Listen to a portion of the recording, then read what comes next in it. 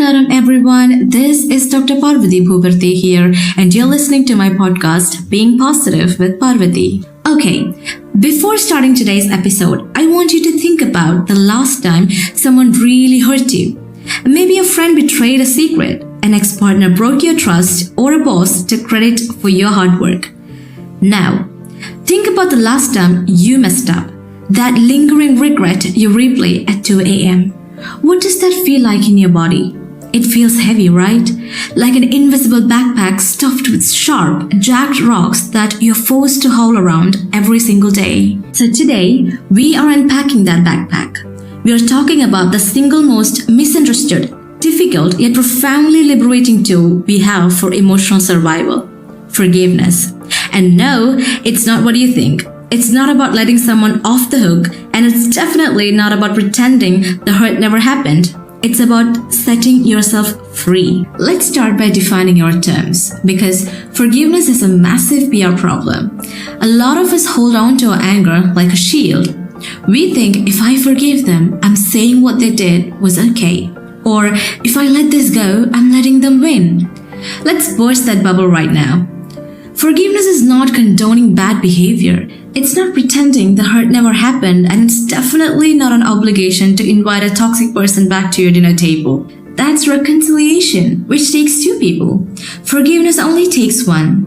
You. It's a solo act of emotional liberation.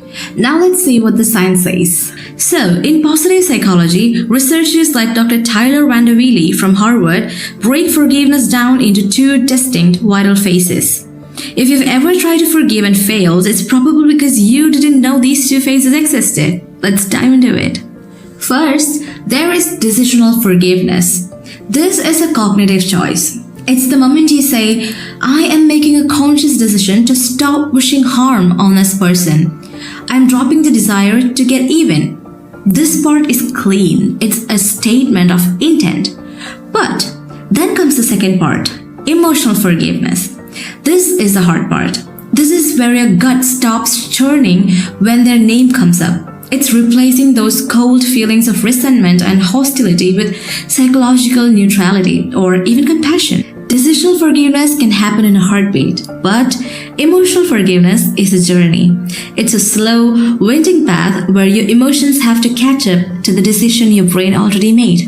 And understanding that it takes time is the first step to being kind to yourself. Let me be honest with you. What do you think when you hear the word forgiveness? We usually think of forgiveness as something we give to other people, right? We wait for an apology, an explanation, or a sign of remorse. But what happens if that apology never comes? What if the person who hurt you has moved on, or worse, doesn't even care? When you refuse to forgive, you aren't punishing them. You are drinking the poison and expecting the other person to die. Does that make any sense? No, right? Take the example of Maya. Maya spent 5 years consumed by bitter anger towards her former business partner who embezzled money and ruined their venture. Her partner went on to start another business completely unbothered. Meanwhile, Maya couldn't sleep, couldn't trust new people, and was constantly stressed. Her anger didn't affect her ex-partner's bank account. It only ruined Maya's health. Forgiving wasn't about saying what you did was okay. It was Maya deciding, I am no longer willing to let your past actions dictate my present peace. But there's an even tougher mountain to climb: forgiving yourself. Don't you ever think that we are often our own most brutal judges? Imagine David, who forgot to check the oil in his car, destroying the engine right when his family was already struggling financially. He spent months drowning in toxic shame, calling himself an idiot, a failure, a terrible provider. Here's the difference between guilt and shame. Guilt says, I did a bad thing. On the other side, shame says, I am a bad person. Forgiving yourself requires looking at your past self with compassion and realizing, I made the best decision I could do with the awareness, emotional tools, and maturity I had at that time. Alright, now it's time for some science class. So, what actually happens inside when you refuse to take the journey of forgiveness? What is the real cost of carrying the backpack? Let's look at the biology. When you experience a betrayal, your brain doesn't just treat it like an old history lesson. Your amygdala, the ancient threat detection center tucked deep inside your brain, flags that unresolved pain as an active, ongoing crisis. So every single time you ruminate, replay the betrayal, or check that person's social media to see if they're suffering as much as you are, your amygdala fires an alarm. It signals your adrenal glands to flood your system with cortisol, the primary stress hormone, and adrenaline. And so because of this reaction, your heart rate goes up, your blood pressure spikes, your blood vessels constrict. If you hold a grudge for months or years, you're keeping your blood trapped in a perpetual, low-grade fight or flight loop. A massive, groundbreaking global study published in NPJ Mental Health Research analyzed data from over 2 lakh participants across more than 20 countries. That data was crystal clear. People who habitually practice forgiveness show drastically lower rates of clinical depression, minimal anxiety, and profoundly better cardiovascular health over time. Conversely, chronic unforgiveness acts like an autoimmune response of the soul. It triggers systemic inflammation, compromises your immune system, and disrupts your sleep. So when you harbor deep resentment, you aren't hurting the other person who wronged you at all. They're out living their life. You are literally weaponizing your own neurochemistry against your physical body. But what happens when you turn it around?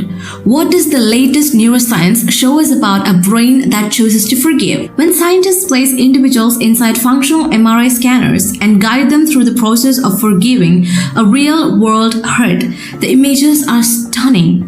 The emotional fire in this limbic system begins to cool down. Instead, 3 major neural systems light up in harmony. The first is the anterior insula. This is the region responsible for empathy and emotional resonance. It gets activated because you're beginning to perceive the complex, flawed humanity of the person who hurt you. The next is the medial prefrontal cortex, the brain's executive suite. This area takes control of your wild emotional impulses, down-regulating the panic from the amygdala and allowing you to logically reframe the event. The last one is the precuneus, a fascinating region deeply tied to mentalizing, the ability to step out of your own shoes and view a situation from a neutral, third-person perspective. Neuroscientists call this process an act of cognitive flexibility. By forgiving, you are literally reinforcing the neural pathways that regulate emotional control and resilience. Over time, the prefrontal cortex becomes stronger at putting the amygdala on a leash. The more you forgive, the better your brain becomes at handling future stress, managing anger, and maintaining focus. Hence, you are reclaiming the cognitive bandwidth that resentment stole from you. Alright, let's ground this science in human reality. It's easy to talk about brain scans, but what does this look like when life tears you apart? Think about the Stanford Forgiveness Project, led by Dr. Frederick Luskin. One of the cohorts he worked with consisted of mothers from Northern Ireland whose innocent children were murdered during political conflicts. These women carried a level of grief and rage that most of us cannot comprehend. Their anger was completely justified. Yet, through structured forgiveness training, these mothers learned something revolutionary. They realized that their ongoing rage wasn't bringing their children back, nor it was punishing the killers. It was only punishing them and their surviving family members. They learned to separate their current peace of mind from the actions of the perpetrators. Dr. Luskin's study showed that these mothers experienced dramatic, measurable drops in depression and physical illness. They reclaimed their lives. If forgiveness can heal a wound that deep, it can heal the wounds you and I carry. But there's a mirror image to this, isn't there? Sometimes the most vicious enemy we have to forgive is the one staring back at us right in the mirror. Self-forgiveness is often the hardest mountain to climb. We are brutal judges of our own past. We are crushing shame or a failed marriage and bankrupt business or a moment of weakness when we let someone down. Take the example of a person who made a terrible financial mistake, losing their family's hard-earned savings. For years, they live in self-imposed prison of shame. They decline new jobs, isolate themselves, and ruin their current relationship because they feel they deserve to suffer. True self-forgiveness happens when you look at your past self with compassion and realize, I I made a terrible decision based on the fear, lack of wisdom, or tools I had at that time. I'm accountable for the fallout, but I'm not definitely by the mistake. Self-forgiveness isn't it an escape hatch to avoid consequences. It is the essential fuel you need to take responsibility and move forward productively. Alright, let's get practical. How do we take off the backpack? Forgiveness isn't it an emotional lightning bolt that just strikes you out of nowhere. It's a skill you build through intentional practice. Here are 2 highly effective, scientifically validated tools you can start using tonight. Tool number 1. The REACH framework. Developed by pioneering psychologist Dr. Everett Worthington, this is the gold standard for forgiving someone else. R is for recall. Face the memory honestly. Don't try to minimize it or sweep it under the rug. Look at the event exactly as it happened, but try to breathe through the initial wave of hate.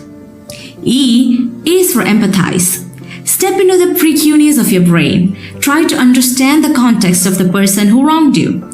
Were they stressed, insecure, or acting out of their own unhealed childhood trauma? You aren't excusing them. You're just realizing that hurt people hurt people. A is for altruistic gift. Forgiveness is a gift. Think back to a time in your life when you messed up, when you desperately needed grace and someone gave it to you. Remember how that felt and offer that same unearned gift forward. C is for commitment. Make your choice real. Write it down in a journal or write a letter to the person expressing everything you felt and then safely burn it or delete it. You don't need to have to send it. The act of writing commits your brain to release. H is for hold on.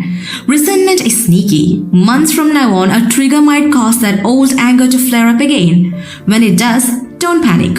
Just look at the thought and say, no, I've already made the decision to forgive that. I'm choosing peace. Next is tool number 2, the 2-chair dialogue. If you're struggling with self-blame, try this classic therapeutic exercise. Pull up 2 chairs opposite each other in a quiet room. Sit in the first chair and speak out loudly to the empty chair as your current self, the wiser, older version of you. Express the anger, the disappointment, and the pain caused by the mistake. Then switch chairs. Sit in the opposite seat and speak from the perspective of your past self, the version of you that made the mistake. Explain the fear, the confusion, or the pain you were feeling then. Extend a verbal statement of release to your past self. You made a painful error, but I see you struggle. I forgive you, I release you, and I will take care of us from here. Hearing yourself say those words out loud can crack open years of frozen shame. Okay, so we know why it matters, why forgiveness matters, but how do we actually do it? Forgiveness isn't it a light switch, it's a muscle. So here's a practical step-by-step method you can start using today. The first step is to acknowledge the facts and the feelings. Stop minimizing your own pain. Don't say it's fine, it wasn't a big deal. It was a big deal. Name exactly what happened and allow yourself to feel the anger, grief, or betrayal without filtering it. You cannot heal what you don't review. Alright, the next step is to separate the behavior from the person's core identity. De-escalate the villain narrative. This doesn't excuse them, but it gives context. Human beings usually hurt others out of their own unhealed trauma, ignorance, or fear. See them as a flawed, messy human rather than a monster out to get you. Upon the next step, we are going to rewrite the story. Move from villain to survivor. Change your narrative from this person ruined my life to this person hurt me, but I'm strong enough to rebuild and grow from it.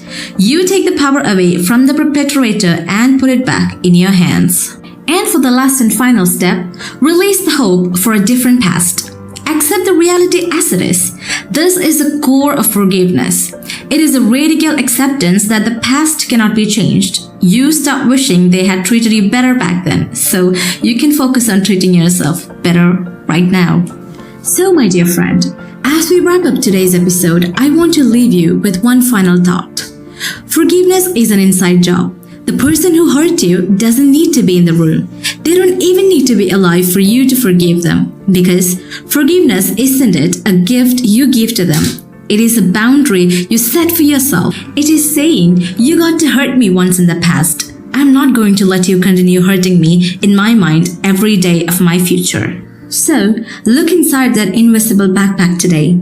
Find that rock of resentment or that heavy stone of self-blame. Take a deep breath and drop it. You have carried it too long enough.